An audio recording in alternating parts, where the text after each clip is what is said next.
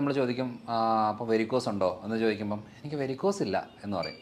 പക്ഷേ സിംറ്റംസ് ഏകദേശം വെരിക്കോസുമായിട്ട് ബന്ധപ്പെട്ട രീതിയാണ് കിടക്കുന്നത്. അപ്പം പൊതുവേ ഞാൻ ഈ പറയുന്നത് ഈ മെഡിക്കൽ ടെക്സ്റ്റിലുള്ള ഒരു എക്സ്പ്ലനേഷൻ അല്ല, സാധാരണ ഒരാൾക്ക് മനസ്സിലാകാനായിട്ടുള്ള ഒരു എക്സ്പ്ലനേഷനാണ്. ഒന്ന് ആലോചിച്ച് നോക്കണം, ഒരു കവിള് കുടിച്ച സമയത്ത് വരെ കാലിൽ പൊട്ടി ഒലിച്ച് വ്രണമായി 100% അത് ക്ലിയർ ആക്കാൻ നമ്മളെ കൊണ്ട് പറ്റും. അതായത് ഒരിക്കലും വരാതെ നമുക്ക് നോക്കാൻ പറ്റും. അപ്പം ചില കാര്യങ്ങളാണ് നമ്മൾ മെയിനായിട്ട് അതിന് ശ്രദ്ധിക്കേണ്ടതേ ഉള്ളൂ.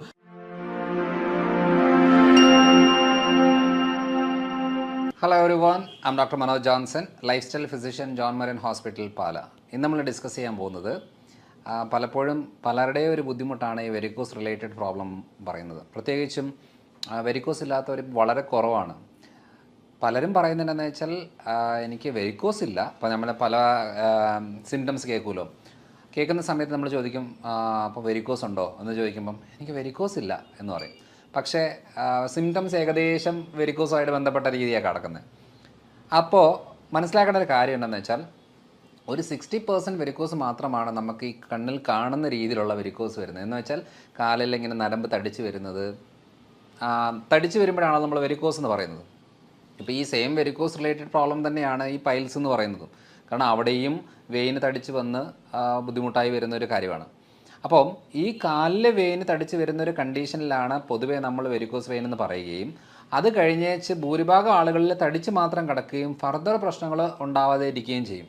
പക്ഷേ ചില കണ്ടീഷനിൽ ചില ആളുകളിൽ കാലിൽ വെയിൻ തടിപ്പ് ഇല്ല, അതായത് അങ്ങനൊരു ബുദ്ധിമുട്ടേ ഇല്ല, പക്ഷേ ബാക്കി ബുദ്ധിമുട്ടുകളുണ്ട്. അപ്പോൾ എന്തൊക്കെയാണ് ആ പ്രശ്നങ്ങൾ എന്നാണ് നമ്മൾ ഇന്ന് ഡിസ്കസ് ചെയ്യുന്നത്. അപ്പം പൊതുവേ ഞാൻ ഈ പറയുന്നത് ഈ മെഡിക്കൽ ടെക്സ്റ്റിലുള്ള ഒരു എക്സ്പ്ലനേഷൻ അല്ല, സാധാരണ ഒരാൾക്ക് മനസ്സിലാകാനായിട്ടുള്ള ഒരു എക്സ്പ്ലനേഷനാണ്. അപ്പോൾ നമുക്കൊരു 5 സ്റ്റേജായിട്ട് ഈ വെരിക്കോസിനെ ഡിവൈഡ് ചെയ്യുവാണെങ്കിൽ ആദ്യത്തെ സ്റ്റേജ് എന്ന് പറയുന്നത് സാധാരണ ഒരു നരമ്പ് ഇങ്ങനെ തടിച്ച് വന്ന് ചില സ്ഥലങ്ങളിലൊക്കെ ഈ സ്പൈഡർ വെബ് എന്ന് പറയും, ചിലന്തി വല പോലെ ഇങ്ങനെ കിടക്കുന്ന ഒരു വെയിൻ, പ്രത്യേകിച്ചും ഈ ഇന്നർ തൈ ഏരിയയിലൊക്കെ ആയിരിക്കും അത് കോമൺ ആയിട്ട് കണ്ടുവരുന്നത്. ചിലപ്പോൾ സിംഗിൾ വെയിൻ ആയിരിക്കും, കുറച്ച് വണ്ണം കൂടിയ കട്ടിയായിട്ടുള്ള വെയിൻ ആയിരിക്കും. അപ്പോൾ എന്തായാലും ഫസ്റ്റ് സ്റ്റേജ് എന്ന് പറയുന്നത് വെയിൻ കാണും, നമുക്ക് കാണുന്ന രീതിയിലുള്ള കാര്യങ്ങളായിരിക്കും. സെക്കൻഡ് സ്റ്റേജ് എന്ന് പറയുന്നത് നമുക്ക് ഈ കാല് കടച്ചിലെന്ന് പറയില്ലേ, കഴപ്പ്, വേദന, കടച്ചിൽ എന്ന രീതിയിലുള്ള കാര്യങ്ങൾ.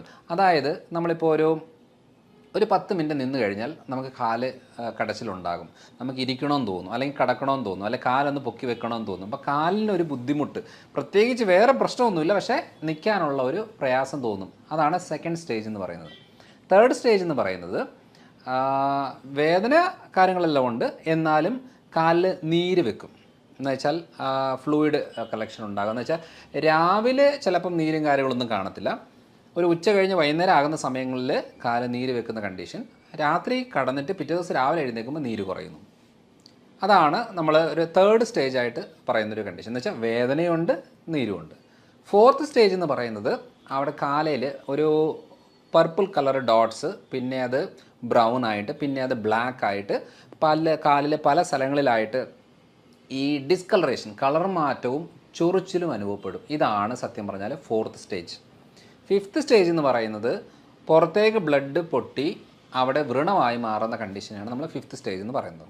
സ്റ്റേജ് ഇതൊരിക്കലും നമ്മളിങ്ങനെ മെഡിക്കൽ ടെക്സ്റ്റ് നോക്കിയാൽ ഇങ്ങനെ മനസ്സിലാകത്തില്ല, എന്നാലും സാധാരണ ഒരാൾക്ക് മനസ്സിലാകാനായിട്ട് ഞാൻ പറഞ്ഞൊരു കാര്യമാണ്. അപ്പോൾ അങ്ങനെ വരുമ്പോൾ ഫസ്റ്റ് സ്റ്റേജ് എന്ന് ഞാൻ പറഞ്ഞ നരമ്പ് തടിച്ച് വരുന്ന ഒരു കണ്ടീഷൻ, അല്ലെങ്കിൽ സ്പൈഡർ വെബ് പോലെ, ചിലന്തി വല പോലെ നരമ്പ് പിടച്ച് കിടക്കുന്ന രീതിയിലുള്ള കാര്യങ്ങൾ കാലിലുണ്ട് എന്നുള്ളതാണ് ഞാൻ ഫസ്റ്റ് സ്റ്റേജ് പറഞ്ഞത്. പക്ഷേ ഇതൊന്നും കാണിക്കാതെ നേരെ തേർഡ് സ്റ്റേജിലേക്ക് പോകുന്ന കാര്യമുണ്ട്. അതായത് നരമ്പ് തടിച്ച് വരത്തില്ല, വേദന അധികം എടുക്കത്തില്ല, പക്ഷേ നീരും കാല് കറുത്ത് വരും, ചൊറിയും, പൊട്ടും, ഇങ്ങനത്തെ സ്റ്റേജിലേക്ക് വരുന്നതുണ്ട്. അപ്പം നരമ്പ് തടിച്ച് വരാത്തത് കൊണ്ട് നമ്മൾ ആ സ്റ്റേജ് എല്ലാം മറന്നിട്ട് കാലയിലെ കളറ് മാറി ചൊറിഞ്ഞ് പൊട്ടുന്ന അവസ്ഥയിലേക്ക് വരുമ്പോഴായിരിക്കും അയ്യോ ഇത് വെരിക്കോസ് ആണല്ലോ എന്ന് പറയുന്നത്. അപ്പോൾ നമ്മൾ അറിയേണ്ട ഒരു കാര്യം, എങ്ങനെയാണ് നമുക്ക് വെരിക്കോസ് ഉണ്ടോ ഇല്ലെന്ന് നമ്മൾ കണ്ടുപിടിക്കുന്നത് വളരെ സിമ്പിൾ കാര്യമാണ്. പൊതുവേ ഇത് പാരമ്പര്യമായിട്ട് ബന്ധപ്പെട്ടാണ് വെരിക്കോസ് പൊതുവേ ഒരു 80% വരാൻ സാധ്യതയുള്ളത്. പലപ്പോഴും സ്ത്രീകളിലാണ് കൂടുതലും. ഫോർ എക്സാമ്പിൾ ഒരു 70% സ്ത്രീകളിലാണ് വെരിക്കോസ് സാധ്യതയുള്ളത്, ഒരു 30% പുരുഷന്മാർക്കും ഉള്ളത്. 70% വരാൻ കാരണം എന്താണെന്ന് വെച്ചാൽ ഇത് ഒരു ഓവർ സ്ട്രെയിൻ ആയിട്ട്, അല്ലെങ്കിൽ പ്രഗ്നൻസി സമയങ്ങളിൽ, വെയിറ്റ് കൂടുന്ന സമയങ്ങളിൽ, ഹോർമോണൽ വേരിയേഷൻസ് വരുന്ന സമയങ്ങളിൽ, ഇതൊക്കെയാണ് ഇത് മെയിനായിട്ടും സംഭവിക്കുന്നത്. അപ്പോൾ ഏറ്റവും കൂടുതൽ എഫക്റ്റ് ആവുന്നത് സ്ത്രീകൾക്കായതുകൊണ്ട് ആ ഒരു സമയത്ത് നമ്മൾ ഈ ഒരു കണ്ടീഷൻ വരുമ്പോൾ ആർക്കൊക്കെയാണ് ഇത് വരുന്നത് വെച്ചാൽ പാരമ്പര്യമാണ് ഏറ്റവും കൂടുതലായിട്ട് ആവശ്യമുള്ളത്.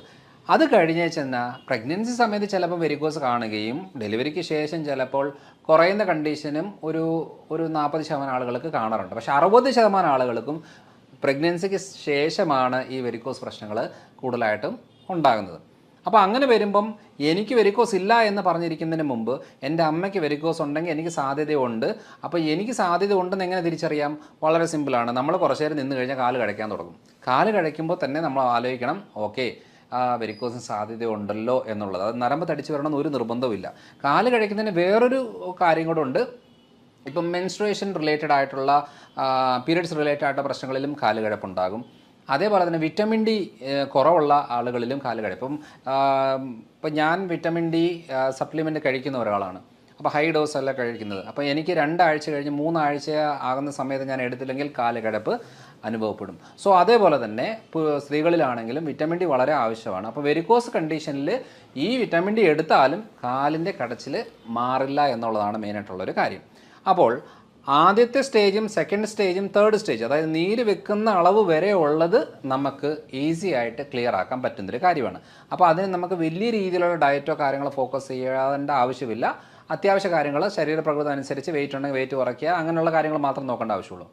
പക്ഷേ നമ്മൾ ശ്രദ്ധിക്കേണ്ട ഒരു കാര്യം എന്താണെന്ന് വെച്ചാൽ, ഈ 4th സ്റ്റേജ് പറയുന്ന കാലിൻ്റെ കളറ് മാറി വരിക, ചൊറിച്ചിലുണ്ടാകുക, അല്ലെങ്കിൽ ചെറിയ ചെറിയ രീതിയിൽ പൊട്ടുക എന്നൊക്കെ ഉണ്ടെങ്കിൽ അവരാണ് ഏറ്റവും കൂടുതൽ ശ്രദ്ധിക്കേണ്ടത്. കാരണം ഈ പറയുന്ന കാറ്റഗറിയിലുള്ള ആളുകൾക്ക് പാല് പറ്റില്ല. അപ്പോൾ ഇതും ക്ലിയറായിട്ട് പറയാം, ഇതും മെഡിക്കൽ ടെക്സ്റ്റിൽ പറയുന്നില്ല. കാരണം വെരിക്കോസ് കണ്ടീഷന് സാധാരണ നമ്മുടെ ഏറ്റവും പോപ്പുലർ ആയിട്ടുള്ള ഒരു ട്രീറ്റ്മെൻറ്റ് മെത്തഡ് എന്ന് പറയുന്നത് സ്ക്ലീറോതെറപ്പി എന്ന് പറഞ്ഞാൽ മരുന്ന് ചെറിയ ചെറിയ വെയിൻസിനെ കുത്തിവെച്ച് കരിച്ച് കളയുന്നൊരു മെത്തഡാണ്. പിന്നെ രണ്ടാമത് വരുന്നതെന്ന് പറയുന്നത് ലേസർ എന്ന് പറയുന്നത് ലേസർ ലൈറ്റ് ബീം പാസ് ചെയ്ത് ചൂടാക്കി വെയിനെ ചുരുക്കിയെടുക്കുന്നതാണ്. മൂന്നാമത് നമ്മൾ ചെയ്യുന്ന മെത്തഡ് എന്ന് പറയുന്നത് സർജറി ചെയ്തേച്ച് ആ വെയിനെ നമ്മൾ കട്ട് ചെയ്ത് മാറ്റുക എന്നുള്ളതാണ്. നാലാമത്തെ മെത്തഡ് ചെയ്യുന്നത് പറഞ്ഞാൽ ഗ്ലൂ തെറപ്പിയാണ്. എന്ന് വെച്ചാൽ വെയിനിനുള്ളിലേക്ക് ഗം പോലൊരു സാധനം ഫില്ല് ചെയ്തിട്ട് ഒട്ടിച്ച് വെക്കുന്ന ഒരു ട്രീറ്റ്മെൻറ്റ് മെത്തഡാണ്. അപ്പോൾ ഈ എന്ത് ചെയ്തു എന്ന് പറഞ്ഞാലും വിതിൻ 6 മന്ത്സിനുള്ളിൽ ഇത് വീണ്ടും വരും. കാരണം റൂട്ട് കോസ് മാറുന്നില്ല. നമ്മൾ തടിച്ച് കിടക്കുന്ന പ്രശ്നം ഉണ്ടാക്കുന്ന വെയിനിനെ മാത്രം നമ്മൾ എടുത്ത് കളയുക, ട്രീറ്റ് ചെയ്യുക, കരിച്ച് കളയുക എന്നൊക്കെ പറയുന്നത് മാത്രമേ പോകുന്നുള്ളൂ. അപ്പോൾ പുതിയതായിട്ട് വെയിൻ ഉണ്ടാകും. നമ്മളൊരു സർജറി ചെയ്തു, വിതിൻ 2 വീക്സിനുള്ളിൽ പുതിയ വെയിൻ വരികയും ആ വെയിന് കുറച്ച് നാൾ കൊണ്ട് ഈ പ്രശ്നങ്ങളെല്ലാം ഉണ്ടാകും. അത് വളരെ കോമൺ ആയിട്ടുള്ളൊരു കാര്യമാണ്. അപ്പോൾ അതുകൊണ്ട് ശ്രദ്ധിക്കേണ്ടതെന്ന് വെച്ചാൽ ഇതൊന്നും ഒരു സൊല്യൂഷൻ അല്ല. നമുക്കൊരു 80% ആളുകൾക്കും സ്ക്ലീറോ ചെയ്തോ വീണ്ടും തിരിച്ചു വരും, ലേസർ ചെയ്തോ വീണ്ടും തിരിച്ചു വരും, സർജറി ചെയ്തോ വീണ്ടും തിരിച്ചു വരും. കാരണം നമ്മുടെ അടുത്ത് വരുന്ന പല ആളുകളും 3, 4, 5 തവണയൊക്കെ സ്ക്ലീറോ ചെയ്തവരാണ്. കാരണം ഇവരുടെ കാലയിൽ ഇങ്ങനെ പിടിച്ചു കഴിഞ്ഞാൽ നല്ല ഇരുമ്പ് കമ്പി പിടിക്കുന്ന ഒരു അവസ്ഥയായിരിക്കും, ഫുൾ ഡാമേജ് ആയിരിക്കുന്ന ഒരു അവസ്ഥയാണ്.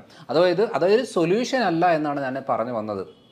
അപ്പോൾ ആദ്യത്തെ കാറ്റഗറിയിൽ നമുക്ക് ഈസി ആയിട്ട് നമുക്ക് ക്ലിയർ ആക്കാൻ പറ്റുന്നതാണ്. ഇപ്പം ഞങ്ങൾ ഏറ്റവും കൂടുതൽ ഹെൽപ്പ് ചെയ്യുന്നൊരു മേഖല എന്ന് പറയുന്നത് 4th and 5th കാറ്റഗറിയാണ്. എന്ന് വെച്ചാൽ കാല് കറുത്ത് വരിക, ചൊറിയുക എന്ന് പറയുന്ന കണ്ടീഷനും വൃണമാവുന്നത്. ഈ കറുത്ത് വരുന്നതും ചൊറിയുന്നതുമായിട്ടുള്ള കാലിലെ പ്രശ്നം എന്ന് പറയുന്നത് ഉള്ളിൽ ചെറിയ ചെറിയ വെയിനുകൾ പൊട്ടി ആ ബ്ലഡ് ലീക്കായി സ്കിന്നിലേക്ക് ടച്ചായി വരുമ്പോഴാണ് കാല് കറക്കുന്നത്. അപ്പം നമ്മൾ പറയുന്നത് എന്താ, പുറത്തോട്ട് ബ്ലഡ് പൊട്ടി പുറത്തേക്ക് വരുമ്പോഴാണ് വെരിക്കോസ് പൊട്ടി എന്നുള്ളത് പറയുന്നത്. പക്ഷെ അങ്ങനെയല്ല. 3rd സ്റ്റേജ് കഴിഞ്ഞ് 4th വരുന്ന ഈ ഡോട്ടുകൾ എന്ന് പറയുന്നത് തന്നെ ഈ പറയുന്ന ഇൻറ്റർണൽ ബ്ലീഡിങ് ആണ്. അത് കുറച്ചായിട്ട് വന്ന് ആ ബ്ലഡ് കൂടുതൽ നാളും അവിടെ കടന്നിട്ട് അത് കഴിഞ്ഞ ശേഷം അത് ചൊറിഞ്ഞ് പിന്നെയാണ് പുറത്തേക്ക് പൊട്ടി വരുന്നത്. ഇതൊരു നാച്ചുറൽ പ്രോസസ്സാണ്. കാരണം ഈ ഡീഓക്സിജനേറ്റഡ് ആയിട്ടുള്ള ബ്ലഡ്, അശുദ്ധമായിട്ടുള്ള ബ്ലഡ് നമ്മുടെ ശരീരത്തിൽ അധിക നാളും അവിടെ നിന്ന് കഴിഞ്ഞാൽ അവിടെ ചൊറിഞ്ഞ് പൊട്ടി വ്രണമായി പഴുപ്പ് വന്ന് അങ്ങനെ ബുദ്ധിമുട്ടുണ്ടാകും. അപ്പോൾ അതുകൊണ്ട് അത് എത്രയും പെട്ടെന്ന് ക്ലിയർ ആക്കാനായിട്ടാണ് നോക്കുന്നത്. പക്ഷേ പൊട്ടിക്കഴിഞ്ഞ് ബ്ലഡ് പുറത്തേക്ക് പോയതിന് ശേഷം നല്ല ശുദ്ധ ബ്ലഡ് അങ്ങോട്ട് വരാത്തത് കൊണ്ടും അവിടെ വീണ്ടും ഈ പറയുന്ന വ്രണങ്ങൾ ഒത്തിരി നാളിങ്ങനെ കിടക്കുക. അതുകൊണ്ടാണ് ചിലർ കണ്ടിട്ടില്ലേ, കാലയിൽ ഒരു കെട്ടിയിട്ട് എത്ര വർഷം ആൻറ്റിബയോട്ടിക്കും കഴിച്ച് പെയിൻ കില്ലറും എടുത്ത് കഷായം കുടിച്ച് ഓയിൻമെൻറ്റും തൂത്ത് ഡ്രസ്സും ചെയ്ത് നടക്കുന്ന കുറേ പേരുണ്ട്. അപ്പോൾ അവർ ആദ്യം മനസ്സിലാക്കേണ്ടത്, ആർക്കെങ്കിലും വ്രണങ്ങളായിട്ടുണ്ടോ, കാലിൽ ചൊറിഞ്ഞ് പൊട്ടുന്ന ഒരു അവസ്ഥ വരുന്നോ, പാല് ഫുള്ളായിട്ട് കട്ട് ചെയ്യണം. കാരണം ഞാൻ പറയാനൊരു കാരണം എന്താണെന്ന് വെച്ചാൽ ഞങ്ങളുടെ ക്ലിനിക്കൽ പ്രാക്ടീസിൽ മനസ്സിലായതാണ്, പ്രശ്നം കാണിക്കുന്നുണ്ട്, ഓട്സ് പ്രശ്നം കാണിക്കുന്നുണ്ട്, വ്രണമായി കഴിഞ്ഞാൽ പ്രോട്ടീൻസ് വളരെ പ്രശ്നം ഉണ്ടാക്കുന്നുണ്ട്. ഷുഗർ കൂടി കാല് പൊട്ടി വ്രണമാകുന്നതിന് നമുക്ക് പ്രോട്ടീൻസ് ഒരു കുഴപ്പമില്ല, നന്നായിട്ട് കഴിക്കാം. പക്ഷേ വെരിക്കോസ് കൂടി കാല് പൊട്ടി വ്രണം എന്ന് പറഞ്ഞാൽ വെരിക്കോസ് എക്സിമ എന്ന് പറഞ്ഞൊരു കണ്ടീഷൻ വന്നിട്ടാണ് വ്രണമാകുന്നത്. അങ്ങനത്തെ കണ്ടീഷന് പ്രോട്ടീൻ ഇൻടോളറൻസ് ആണ് കാര്യം. അപ്പം ഈ കാര്യത്തിൽ നമ്മൾ സ്ട്രിക്റ്റായിട്ടും ചില നോൺ വെജ് ഐറ്റംസും പാല് 100% കട്ട് ചെയ്യുന്ന രീതിയിലേക്ക് വരും. അപ്പോൾ ഞങ്ങൾക്ക് മനസ്സിലായ കാര്യം എന്ന് വെച്ചാൽ അടുപ്പിച്ച് നല്ല രീതിയിൽ വ്രണങ്ങളൊക്കെ കരിഞ്ഞ് വരികയും ഒരു ദിവസം ഒരു ഗ്ലാസ് ചായ, അതായത് ഞാനെന്ത് കഴിഞ്ഞൊരു വീഡിയോയിലും പറഞ്ഞേക്കുന്നൊരു കാര്യമായിരുന്നു. അതായത് ഒരു ചെറുപ്പക്കാരൻ 6 ദിവസമായിട്ട് അടുപ്പിച്ച് വരികയാണ്, 7ാമത്തെ ദിവസം വന്നില്ല, 8ാമത്തെ ദിവസം വന്നപ്പോഴത്തേനും കാല് മൊത്തം വീണ്ടും പഴയതിനെക്കാട്ടിലും പൊട്ടി ഒലിച്ച് പ്രശ്നമായിരുന്നു. കാരണം അത്രയും ദിവസം കരിഞ്ഞ് വന്നതാണ്. അപ്പോൾ ഞങ്ങൾ ചോദിച്ചു, അപ്പോൾ ആ വ്യക്തി ഞങ്ങളോട് നേരത്തെ പറഞ്ഞു ഡോക്ടർ വഴക്ക് പറയരുത്, കാരണം ഞാൻ ഒരു കവിള് ചായ കുടിച്ചു എന്ന് ചോദിച്ചു. അപ്പം എന്തിനാണ് ഞാൻ പാല് പാടില്ല എന്ന് പറഞ്ഞതല്ലേ എന്നപ്പോൾ ഞങ്ങൾ ചോദിച്ചപ്പം പറയുകയാണ്, അതെൻ്റെ കല്യാണാലോചനയായിരുന്നു. ഞാൻ പെണ്ണ് കാണാൻ പോകുന്ന സമയത്ത് എനിക്ക് നിവൃത്തിയില്ലാത്തത് കൊണ്ട് ഞാൻ ഒരു കവിള് കുടിച്ചു, അതെനിക്ക് മനസ്സിലായി എന്ന് പറഞ്ഞു. അതായത് ഒന്ന് ആലോചിച്ച് നോക്കണം, ഒരു കവിള് കുടിച്ച സമയത്ത് വരെ കാലിൽ പൊട്ടി ഒലിച്ച് വ്രണമായി വളരെ എന്താ വെച്ചാൽ വെള്ളം ഒലിക്കുന്ന രീതിയിൽ വേദനയാണ് അനുഭവപ്പെടുന്നത്. ഈ വെരിക്കോസിന് പ്രത്യേകം ചെറിയ വ്രണമായാലും വലിയ വ്രണമായാലും വേദനയൊക്കെ സെയിം ഒക്കെ തന്നെയാണ്. പക്ഷെ 100% അത് ക്ലിയർ ആക്കാൻ നമ്മളെ കൊണ്ട് പറ്റും. അതായത് ഒരിക്കലും വരാതെ നമുക്ക് നോക്കാൻ പറ്റും. അപ്പോൾ ചില കാര്യങ്ങളാണ് നമ്മൾ മെയിനായിട്ട് അതിന് ശ്രദ്ധിക്കേണ്ടതേ ഉള്ളൂ. അതിന് ഉള്ളിൽ നിന്ന് എടുക്കുന്ന മെഡിസിൻസും സപ്ലിമെൻറ്റ്സ് കാര്യങ്ങളെല്ലാം ഉണ്ട്. എന്നാലും ഡയറ്റ് വളരെ സ്ട്രിക്റ്റായിട്ട് ചെയ്യേണ്ട ഒരു കാര്യമാണ്. അങ്ങനെയുള്ളവർ ഞാൻ കാർബോഹൈഡ്രേറ്റ്സ് ചെറിയ അളവിൽ ഉൾപ്പെടുത്തുക, വെജിറ്റബിൾസ് ഉൾപ്പെടുത്തുക. പ്രശ്നം എടുക്കാൻ പാടില്ല എന്ന് പറയുന്നത് പ്രോട്ടീൻസ് ആണ് മെയിനായിട്ടും. അതിലും പാലാണ് ടോപ്പായിട്ട് വരുന്നത്. ഇപ്പോൾ ചില സമയങ്ങളിൽ ഞങ്ങൾ കണ്ടിട്ടുണ്ട് ഓട്സ് കഴിച്ചിട്ട് പൊട്ടി ഭയങ്കരമായിട്ടും വേദനയും വെള്ളം ഒലിച്ച് പോകുന്ന ഒരു കണ്ടീഷൻ കണ്ടിട്ടുണ്ട്. അപ്പം ഗ്ലൂട്ടൻ ഇവിടെ പ്രശ്നം ഉണ്ടാക്കും. അതുകൊണ്ട് കാല് ചൊറിഞ്ഞ് പൊട്ടുന്ന ആളുകൾ ഗോതമ്പ്, മൈദ, ഓട്സ് എടുക്കുന്നുണ്ടെങ്കിൽ അത് കട്ട് ചെയ്യാതെ ഈ പ്രശ്നങ്ങൾ മാറില്ല. അതുകൊണ്ട് ആർക്കെങ്കിലും കാലിന് ചൊറിച്ചിലുണ്ട് എന്നുണ്ടെങ്കിൽ ആദ്യം മനസ്സിലാക്കേണ്ടത് ആ വ്യക്തികൾക്ക് ഗ്ലൂട്ടനും ലാക്ടോസും ഇൻടോളറൻസ് ആണ്, അത് പറ്റത്തില്ല. കാരണം കൂടുതലും പുറത്താണ് ഇത് ഫേമസ് ആയിരിക്കുന്നത്. ഈ ഗ്ലൂട്ടൻ അലർജിയാണ്, ലാക്ടോസ് ഇൻടോളറൻസ് ആണെന്നൊക്കെ പറയാറുണ്ട്. പക്ഷേ നമ്മുടെ നാട്ടിൽ ഗ്ലൂട്ടൻ ലാക്ടോസിനെ കുറിച്ച് ഇപ്പോഴാണ് ഒരു അവയർനെസ് കിട്ടി വരുന്നത്. അന്നേരം പലരും വീഡിയോ കണ്ടതിന് ശേഷം അവരത് ഉപയോഗിക്കത്തില്ല.